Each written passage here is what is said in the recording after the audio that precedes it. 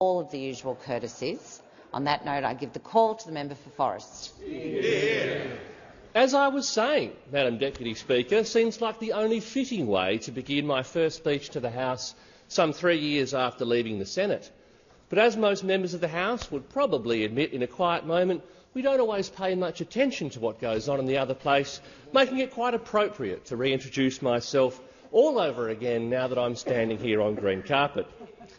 Politics is a contact sport, and in making the decision to campaign for a return to Canberra, many people asked me why I wanted to join the fray once more. And aside from feeling like I might just be the right amount of mad for this business, I do feel like the Australians that I feel compelled to stand up and fight for need champions now as much as they ever have. Some 15 years ago, I was on duty as a volunteer ambulance officer in Bunbury, where my partner and I were dispatched to transfer a dying cancer patient from home to the palliative unit at the local hospital. It wasn't one of the countless lights and sirens, adrenaline-pumping medical emergencies that I was tasked with in my time in Green, but little did I know that one of the more profound experiences of my life would take place in the next hour. Arriving at the house, we discovered that the patient was from a large migrant Italian family, so we'll call him Giuseppe. He was in a bedroom by himself at the back of the house, so lumbering down a long corridor with heavy bags of medical equipment, I bowled into the darkened room and was frankly shocked to find a shadow of a man lying on the bed. Keeping my game face on despite the relatively confronting scene, I breezily introduced myself and informed Giuseppe that we were going to whiz him onto our stretcher and then pop him up to the hospital, at which point the emaciated figure said quietly, "No, you won't." Trying to hide my surprise, I inquired as to how Giuseppe fancied getting to the hospital if it wasn't with our help. "Son," he said, "I came to this country before you were born. I built this house myself, and I've spent 25 years here raising my family, so I will walk out of this place for the last time." For what seemed an eternity, and was in fact something like 45 agonising minutes, this incredibly frail figure slowly hauled himself out of bed and then dragged himself down that corridor, using only the wall for support, one foot in front of the other, in front of the other. Giuseppe collapsed on the front porch, having walked out of his house for the very last time. I recount this story to the House, as I did to the Senate, for a simple reason. Giuseppe's story in aggregate has made our nation what it is today. So we stand on the shoulders that have gone before us, those who weren't afraid to work hard, take risks, care for their families, embrace their communities, and who were resilient in the face of adversities that my generation can barely comprehend. These are the people that I have come to this place to fight for. Those Australians who were prepared to have a little less today so that their kids might have a little more tomorrow. Those Australians who put it all on the line to start a business, to create something and to provide opportunities to others. Those Australians who are optimistic that their hard work will be rewarded, but stoic when it doesn't quite pan out, getting straight back up off the mat to have another go. Those Australians who, without second thought nor notion of personal gain, pull on a uniform and volunteer to serve our fellow countrymen in whatever their hour of need.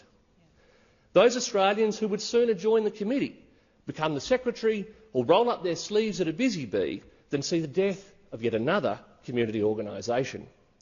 These are my people, and I am lucky enough to stand in this House representing a corner of Australia where they abound. My predecessors, Nola Marino and Jeff Prosser, typified the best of those Australians, and I pay tribute to their decades of service in this place. Loss has forced me to look at life a little differently than perhaps I once did. I've experienced loss in political terms, so my place will never be with Teddy Roosevelt's cold and timid souls who know neither victory nor defeat, as my 18 months in the Senate was just long enough to see how government could work for Australians, but so often doesn't. More profoundly, though, the sudden death of my younger sister at the age of just 30 has taken me years to process fully. I've seen so many grieving families on their worst days, But on mine, seeing my mum holding my dead sister's babies in her arms is an image seared in my mind. For me, this perspective anchors the political struggles that play out each day in this building against what really matters in life, especially the value of those incredible people who share our journey in life and to whom in our busy lives we don't often pay enough care and attention.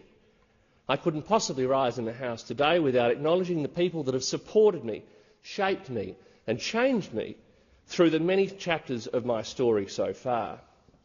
You all know who you are, and I want you to know how much you mean to me, even if I don't say it anywhere near often enough. Today, Australia is brought to you by the word can't. You can't do it, and you can't say it. Almost every business has input costs associated with its people, the power it uses, and of course compliance. We want highly paid employees in this country, but business is drowning in stifling red tape and regulation, while also being crippled by higher and higher energy prices. We are slowly sleepwalking as a country into decline, as investment capital flees our shores, whilst we become less and less competitive with lower and lower productivity. Yeah, I see limitless potential for an Australia that is bolder, braver and more bountiful as a nation, and I am convinced that deep within our communities is the pride and passion to achieve more for our country, for each Australian to achieve their potential, to maintain a safety net for those deserving a hand up, and to again become a country of can. In realising such a vision, I hold one thing to be self-evident, and that's to change the Australia of tomorrow. We must first understand the Australia of today and accept the Australia of yesterday, as it is, as it was, and not how we might have wanted it to be. The more that we obsess over symbolism as a way to alter the past, the less that is said about changing lives in Australia today, and the more deafening the silence about affording all Australians greater opportunity tomorrow. Matters of employment are of great personal interest to me, not only as a compassionate person who believes in the dignity of work, but also as a small business owner who has had direct experience of hiring hard-working Australians and seeing firsthand both the social and economic benefits that work provides. The false caricature of aristocratic bosses rapaciously exploiting the downtrodden, the vulnerable and the weak is in a relentless pursuit of ill-gotten gains is, quite frankly, centuries out of date, because such a view denies a fundamental premise of modern Australia, and that's that most Aussies are fair-minded and hard-working, whether they be employees or employers.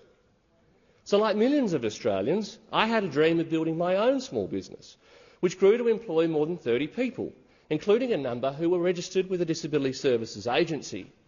I know what it means when we speak of the best form of welfare being a job, and I am particularly proud that one of my former workers has even gone on to start his own small business, which continues to grow today.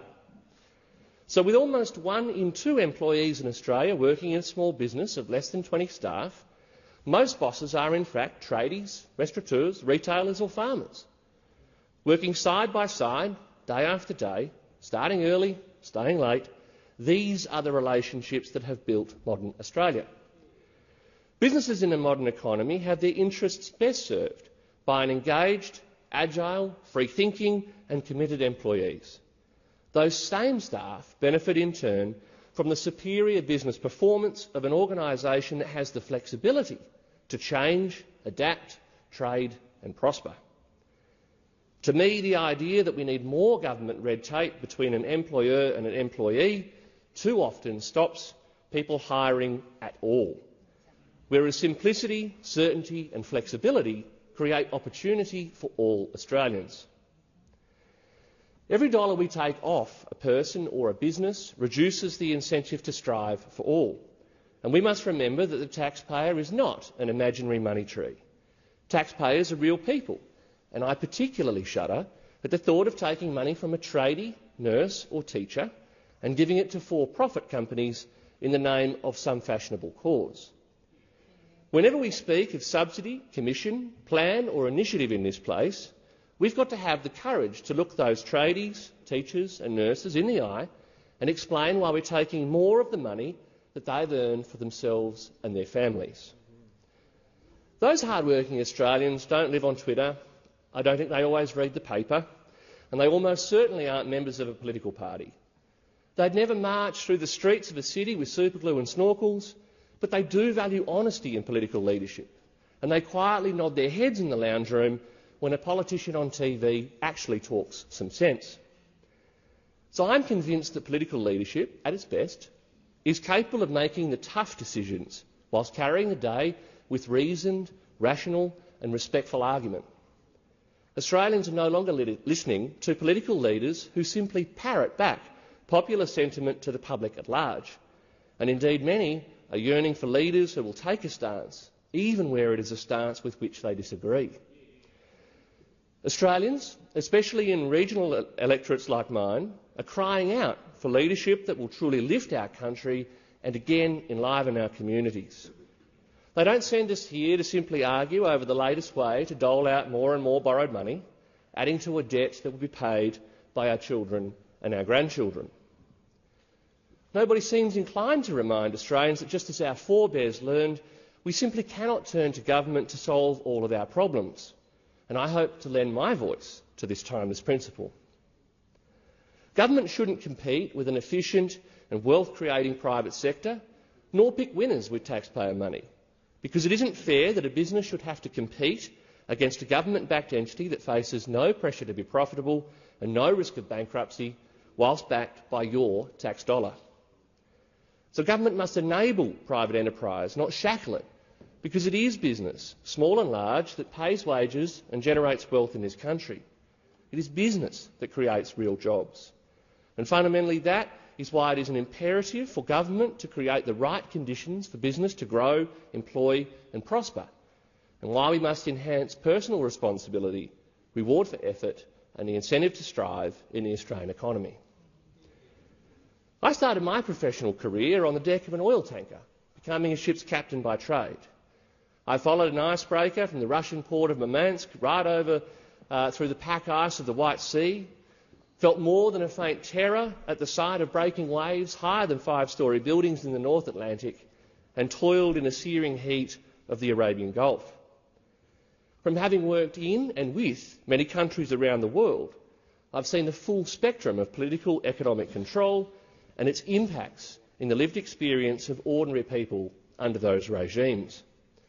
That has given me a deep appreciation of why Australia is as successful as it is. A significant part of my career has been in the energy industry, and accordingly I am very cognisant of the fact that energy affects all aspects of life. Households know too well the apprehension of opening a power bill after a hot summer, but less widely understood is the impact of energy prices on business, both the businesses that exist today and the businesses that can exist tomorrow. From the local vegetable farmer I've met, who is today considering selling up the family farm because his energy bills are sending them broke, to the possibilities for tomorrow, unlocked by energy-intense artificial intelligence, our prosperity as a nation depends on affordable and reliable energy. I believe that to deliver good government, we should appeal to the pride of Australians and not just to their wallets. We should promise only the dignity of hard work and not the spoils of hard work done by others. Every time the bells ring in this place, opportunity and incentive can be crushed by regulation, restriction or red tape, and we are the only guardians against that. Having bold policy ambition is easy, and yet delivering meaningful change is a different matter altogether. But I will strive never to mistake activity for actual progress towards real outcomes. To represent my special part of Australia in this place is a deep honour, and one that I do not take for granted. My great-grandfather was a 10th Light Horseman who was granted the family's first dairy farm near Boynut for his service in World War I. My mother, who is here today, grew up on the farm next door, which remains in the family today, and so it is particularly special to represent a region so indelibly linked to my family's history, as well as where I grew up, went to school, messed around in boats as a Sea Scout, started my first business, bought my first property and volunteered as an AMBO. Even in this era of outrage, I still think there's room in our political discourse for a bit of the humour that has long characterised the Australian temperament and is still the quality for which our best remembered parliamentarians on all sides are most often recalled. It might get me into trouble occasionally, but at least nobody will say I'm a bore. Like Giuseppe, when I walk out of this place for the last time, I want it to be standing tall with a deep sense of pride and satisfaction that in some small way our nation is at least a little bolder, braver and more bountiful for my contribution here. I thank the House.